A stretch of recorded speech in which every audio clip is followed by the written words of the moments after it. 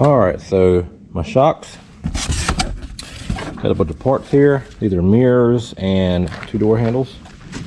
Today I went and picked up my hoses and my electrical stuff, connector for the truck, some caps for the front lug nuts. I finally found me a breather for the truck. We got oil filter and fuel filters. Those, oh, that's the headlight. Yeah.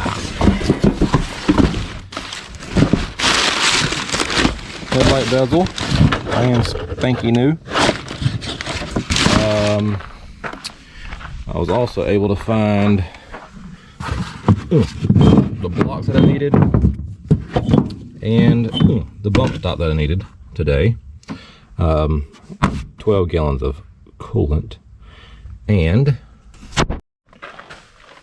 we have a fender light. I have 2 brake hoses for the front, an extra oil filter because I'm going to need to change that eventually.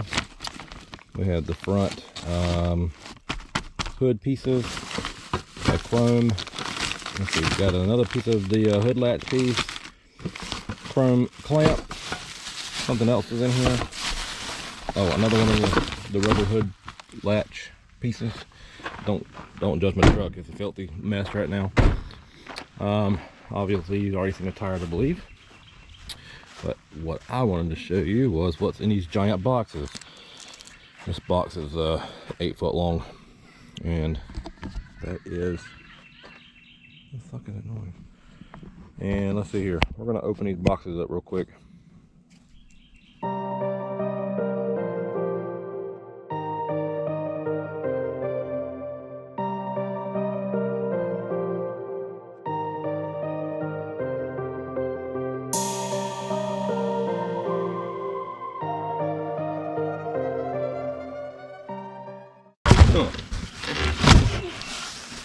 I sure hope that thing don't look as crappy as it does when I take that plastic off, because that thing looks rough.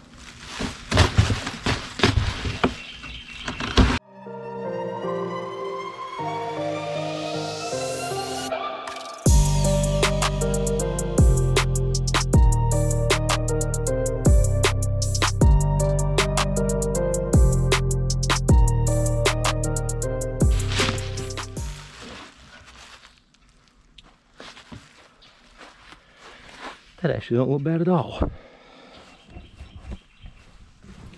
I was wondering how they made this piece 96 inches, but now I know. So it has a weld right here. That's how they did it. The chrome is not perfect by any means, but it looks pretty decent for the price I paid. Yes, another, looks like another weld might have been right there. Well, you can see the weld down there about halfway.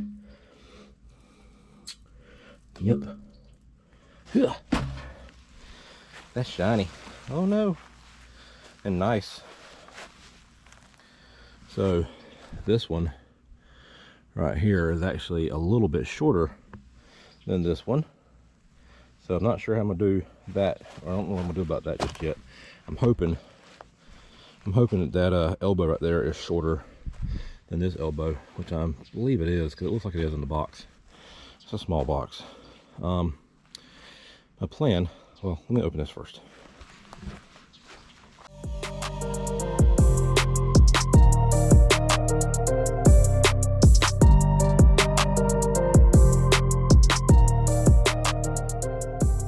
So my plan for now, sorry about the camera stuff, my plan for now is to use this chrome elbow 5-inch with this 8-inch stack.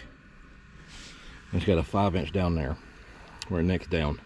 My plan is when I can afford an 8-inch elbow like that, I'm gonna take and chop this thing off down here at the bottom, but then I will have my 8-inch elbow and my 8-inch stack that I need.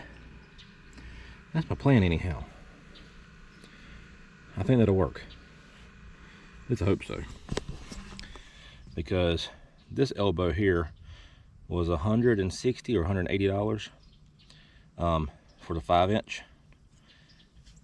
That stack, I mean, that elbow over there, that elbow was like $600 and some change before shipping. So it's gonna be cheaper to do this for now. And this stack was also a lot cheaper than the full 8-inch from most places. They did make this 8-inch without the neck down for the same, basically the same price as this one. But I'm not gonna buy it twice because that wouldn't make any sense. So I will just chop it off at the end, and then it'll slide into or over or onto or whatever my new elbow whenever I can afford it, because right now I can't afford it. But hopefully this thing fits. Actually, let's see here. I called the company and made sure that it was gonna work. Oh yeah, oh yeah, look at that.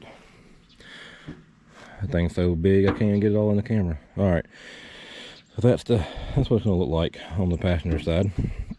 And you know, I didn't want it to be 5-inch into that, but I also couldn't afford the 8-inch thing, so it is what it is, and it ain't what it ain't. But for now, time being, this will work fine. And yeah, eventually I'll be able to afford this big old thing.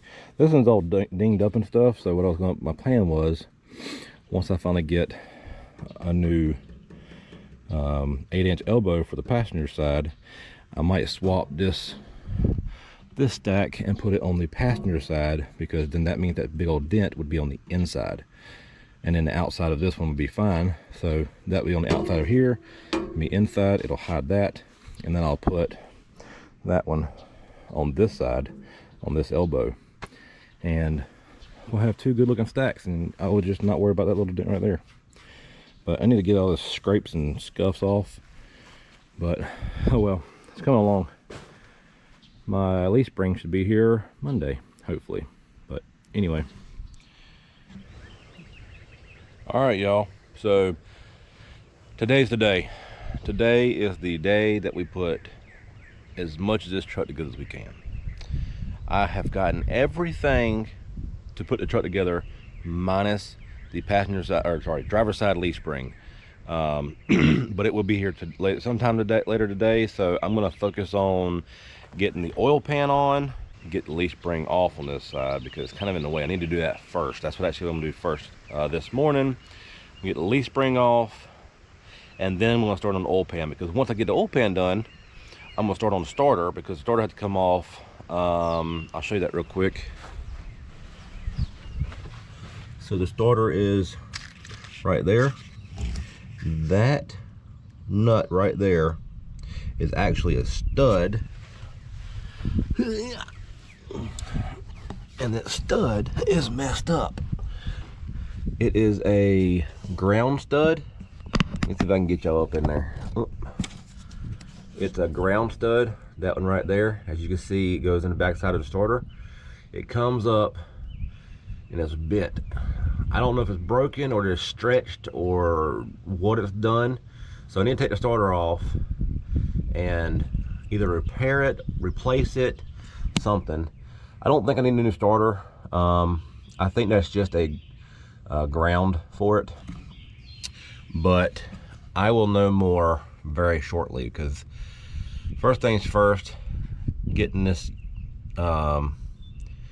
leaf spring off of here so that it's out of my way, because right now the end of it is like pushed up against the motor. So what happened there is, when this thing got in a wreck, this leaf spring just jammed itself up inside of there. It tore up a little bit of wires and stuff. I don't see anything major. It's like major wires messed up. Just this ground cable here, the ends of it. It did mess up, kind of forgot about it, but it did mess up the oil pickup tube. Not the oil pickup tube, the oil dipstick tube and dipstick. It kind of bent that over. So I've got to find one of those and order it. But other than that, that's the first thing I'm gonna focus on today. Anyway, let's get to it. I'm gonna stop rambling and we're gonna work. Okay? Okay.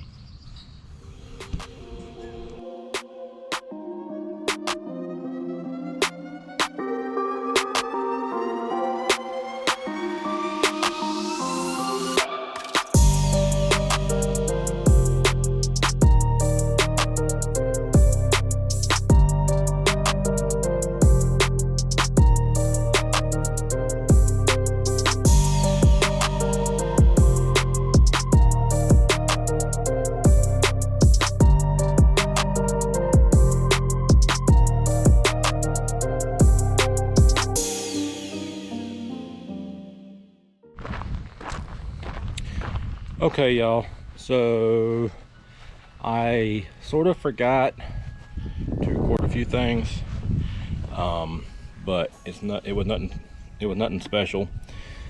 So let's start with this down here. The oil pan is on. The oil pan's on. Oil filter's been changed. We have no leaks. I do already have oil in it. I just put some cheap stuff in it for now. This is Tractor Supply Travelers 1540 heavy duty engine oil. I'm only going to run this oil for probably a couple hundred miles or something like that, maybe 1,000 miles, and then once I do that, I'm going to go ahead and swap it out with some better stuff. Since this thing has some dirt in it and stuff, I just want to go ahead and run some stuff through it. I still have not fixed the coolant system and haven't fixed the dipstick. The dipstick is still messed up. You really can't see it, but it's down there. It's smushed. And I have not fixed the starter ground right there. I'm going to try it the way it is and see if it'll work just fine. I think it will. So as long as it will, I'm going to just leave it for now because I really want to see if this thing will run. So I just put the air filter intake pipe back on over here. I had to clean it out. It had a bunch of like dust and stuff all up in here from where this part was took apart. It was separated right here, and so being at the auction, this thing was covered in dirt and dust, and it had gotten a bunch of dust inside of here. So I went and took it apart, cleaned it, put it back together. I'm gonna go ahead and put the new set of mounts on real quick. I may actually try to reuse these if I can just bend them back straight a little bit so I don't have to change them. They're a pain in the butt to take off. I don't know. But I'm gonna go ahead and do that. My new housing's right there. So let's go ahead and do that next. All right, y'all. It's a moment of truth. I've got air filter on it on the other side. I've got the oil in it. It's got fuel. The fuel system didn't get compromised, just the oil system. So what I'm gonna do now, the key is in the off position, so it should not crank. But I'm gonna jump it at the starter so I can get it to turn over. I'm gonna try to get it to turn over probably a good 20 or 30 seconds. And then hopefully that should prime the system, because when you drain the oil and put an empty when you put an empty oil filter on it, which is how Cat recommends you do the oil change, empty oil filter, and you refill the crankcase with oil, that is supposed to only take about less than 10 seconds, between 5 and 10 seconds is what most people say. Some people have seen it as fast as like 3 or 4 seconds. Normally, between 5 and 10 second mark is when you begin to have oil pressure. So I think I'm going to crank it for 20 to 30 seconds because this thing was without oil for 3 months. It's at, actually no, almost 4 months now. So I want to make sure that the main bearings and the rod bearings and all that stuff have oil before it actually cranks over or cranks up and has that little bit of load on it. So right now it should not be shooting fuel in there. It should just be pretty much just cycling compression itself, no fuel. So I'm gonna do that real quick. I think I already have it hooked up. I just use a wire right here with two alligator clamps on one end. The other end is just open, like a plug wire, like a bullet connector. And so I should just be able to touch those bullet connectors together, in theory, without short circuiting anything, and it should turn over. First time trying to turn it over, so I don't really have a clue if it's going to work or not. I didn't even try to do it off camera. I just want to do it as you see it. So I already double checked to make sure the ignition's off. I got to hook these batteries up real quick, just the ground side of it. Then we're going to try this. I'm nervous for multiple reasons.